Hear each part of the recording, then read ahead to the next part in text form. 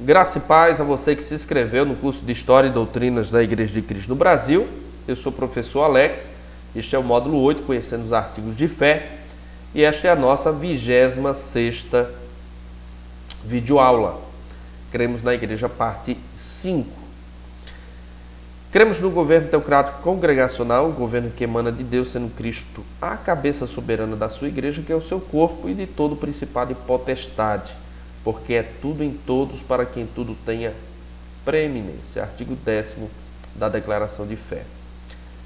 Bom, nesta nossa última videoaula a respeito do assunto sobre o governo teocrático congregacional, eu gostaria de, com vocês, analisar algumas passagens das Escrituras que mostram-nos como que esse princípio se aplica, né, no cotidiano da igreja, certo? Então, nós teremos a oportunidade de analisar algumas passagens, das muitas que já mencionamos no decorrer dessas videoaulas, que vai nos permitir como que na prática isso funciona, certo?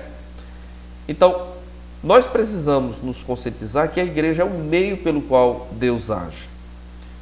Uma vez claro o fato que Deus age através da igreja e não de algumas pessoas específicas, seja um pastor ou um grupo de presbíteros, vejamos alguns exemplos no Novo Testamento de Deus operando através dela. Uma das passagens mais importantes sobre a vida da igreja é Mateus 18, versos 15 a 18, onde Jesus disse o seguinte: Ora, se teu irmão pecar contra ti, vai e repreende-o entre ti e ele só. Se te ouvir, ganhaste a teu irmão. Mas se não te ouvir, leva ainda contigo um ou dois, para que pela boca de 2 ou 3 testemunhas toda palavra seja confirmada. E se não os escutar, diz-o a igreja. E se também não escutar a igreja, considera-o como um gentio e publicano.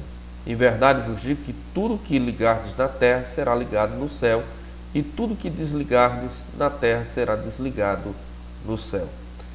Essa passagem é muito, mas muito conhecida, né, pelos irmãos.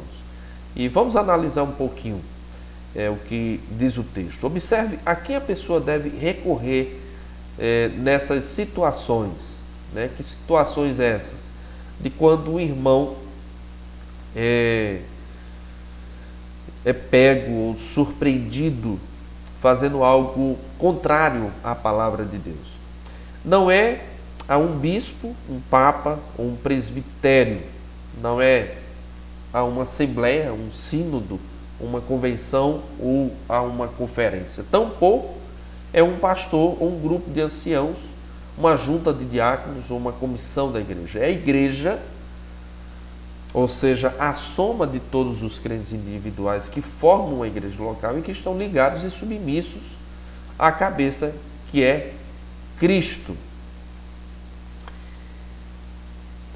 Nessas situações ou circunstâncias, é a igreja que o assunto deve ser levado, né, quando ele não é resolvido nos 2 primeiros passos, né? Não é resolvido quando individualmente, quando tratado entre a testemunha e o ofensor, né? Não ouvido este, leva-se mais 2, 3, mais 1 ou 2 irmãos. E quando também não for ouvido esses 2, 3 irmãos, então o assunto é levado à igreja, né? A soma de todos os cristãos, para que seja tomado as medidas cabíveis nesse caso. Então observe que o texto é por demais claro, né? Por demais claro, não é um assunto que é levado a um bispo, um papa, um presbitério, como acontece em algumas igrejas por aí, ou mesmo uma assembleia, um sínodo, uma comissão da igreja, uma junta de diáconos. Não, pelo contrário, é a igreja que o assunto deve ser levado, e esta irá deferir a disciplina cabível, né, as medidas cabíveis para o caso do irmão em falta, né? Mas vamos aqui a mais uma passagem. Atos 6, versos 2 a 5, lemos sobre um acontecimento na vida da igreja primitiva que é importante para o nosso tema em questão. Houve um problema a respeito da distribuição dos recursos da igreja e esse problema exigia, evidentemente, boa parte da atenção dos apóstolos. Vamos ler o texto. E os 12, convocando a multidão dos discípulos, disseram: não é razoável que nós deixemos a palavra de Deus e sirvamos as mesas. Escolhei, pois, irmãos, dentre vós, 7 homens de boa reputação, cheios do Espírito Santo e de sabedoria, aos quais constituamos sobre este importante negócio. Mas nós perseveraremos na oração e no ministério da palavra. E este parecer contentou a toda a multidão. E elegeu Estevão, um homem cheio de fé e do Espírito Santo, Filipe, Prócoro, Nicanor, Timão, Parmenas, Nicolau, prosélito de Antioquia, e os apresentaram ante os apóstolos, e estes, orando, lhes impuseram as mãos. Aqui em Atos 6, vemos os apóstolos delegando à congregação de escolher 7 nomes para o diaconato e os apresentarem a eles. Não era competência da igreja apenas as questões de disciplina, como vimos no caso de Mateus, mas também de separação dos diáconos. Os apóstolos apenas parecem reconhecer que a igreja é um meio pelo qual Deus, através de Cristo, age manifestando a sua vontade. E eu fiz questão de destacar aí os termos, né? Convocando a multidão dos discípulos, escolhei, pois, irmãos, dentre vós, e este parecer contentou a toda a multidão, e os apresentaram ante os apóstolos. A igreja agindo numa determinada situação. Para aprender mais sobre a vida da igreja no Novo Testamento, vejamos as cartas de Paulo. Nelas encontramos uma continuação do ensino de Cristo e da prática dos apóstolos. Nas epístolas de Paulo vemos que a disciplina e a doutrina de uma igreja local é confiada sob a autoridade de Deus à igreja. A disciplina e a doutrina são responsabilidade final da igreja sob a autoridade de Deus. Comecemos analisando a disciplina. No que concerne a responsabilidade pela disciplina, veja como Paulo exortou toda a igreja de Corinto. 1 Coríntios 3, versos 3 a 5. Seja em nome do Senhor Jesus reunido vós e o meu espírito, com o poder de Jesus, nosso Senhor, entregue a Satanás para a destruição da carne, a fim de que o espírito seja salvo no dia do Senhor Jesus. Paulo instruiu toda a igreja, não apenas os líderes, a tomar uma atitude. De fato, ele ficou desnorteado com toda a igreja e não apenas com os líderes, pelo fato de que ainda haviam tomado uma atitude, não haviam tomado uma atitude e toleravam aquele pecado cometido por um irmão. A exclusão de tal membro deveria ser feita em nome do Senhor Jesus Cristo, entendendo com isso que não era apenas uma ação da igreja à parte de Cristo, mas em conjunto com ele, que é o cabeça. Em 2 Coríntios 2,6 encontramos algo a respeito de como esta igreja respondeu às orientações de Paulo. Aparentemente, um homem que cometeu um pecado horrível, talvez seja o mesmo homem a qual Paulo se referiu em 1 Coríntios, se arrependeu. Mas observe como Paulo descreveu a decisão que eles haviam tomado. Basta-lhe a punição pela maioria. A tradução da Nova Versão Internacional é ainda mais clara. Traduz ela: a punição que lhe foi imposta pela maioria é suficiente. A palavra grega para maioria aqui parece presumir literalmente que a maior parte dos membros desta igreja tomou a decisão. Paulo sabia que esta congregação de Corinto era capaz de disciplinar a si mesma. Por isso também a igreja, e não aos líderes apenas, em Tessalônica, escreveu, conforme 1 Tessalonicenses 5, verso 14, rogamo-vos também, irmãos, que admoesteis os desordeiros, consoleis os de pouco ânimo, sustenteis os fracos e sejais pacientes para com todos. Observe que Paulo instrui a igreja e não apenas os líderes pela admoestação dos desordeiros, o consolo aos de pouco ânimo, o sustento dos mais fracos e que sejam pacientes para com todos. É uma instrução que é confiada à congregação, à igreja, a qual Paulo entendia ser capaz de não apenas disciplinar, mas de cumprir esta ordem.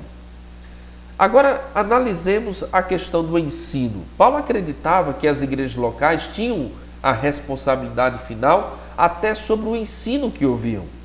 Em Gálatas, Paulo, depois de saudar os crentes e apresentar uma oração em favor deles, diz, Gálatas 1, versos 6 a 9, admira-me que estejais passando tão depressa daquele que vos chamou na graça de Cristo para outro evangelho, o qual não é outro senão que há alguns que vos perturbam e querem perverter o evangelho de Cristo. Mas ainda que nós, ou mesmo um anjo vindo do céu, vos pregue evangelho que vá além do que vos tenho pregado, seja anátema. Assim como já dissemos e agora repito, se alguém vos prega evangelho que vá além daquele que recebestes, seja anátema.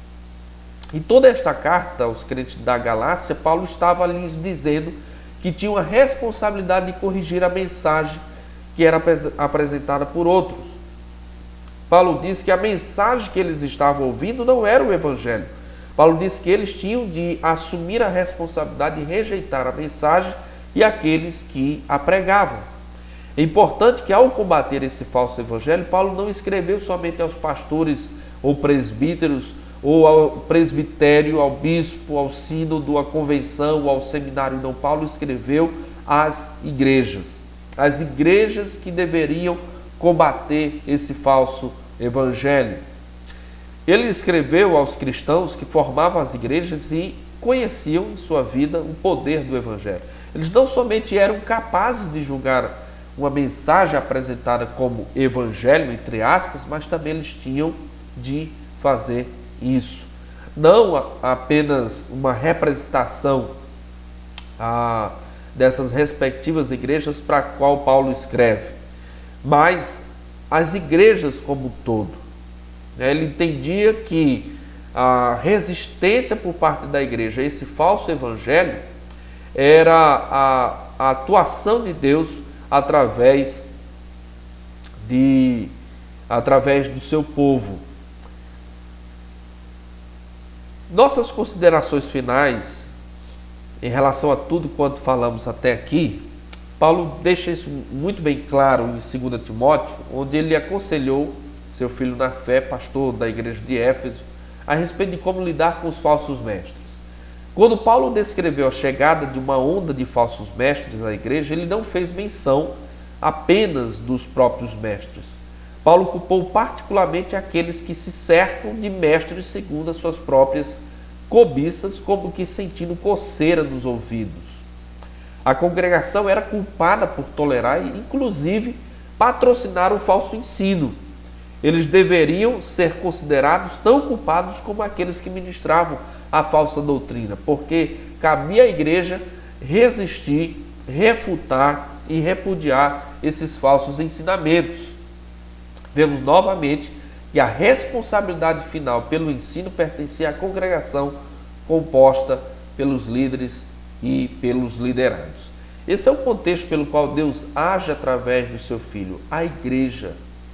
Assim, o governo eclesiástico que mais se aproxima das Escrituras sagradas é o governo teocrático congregacional.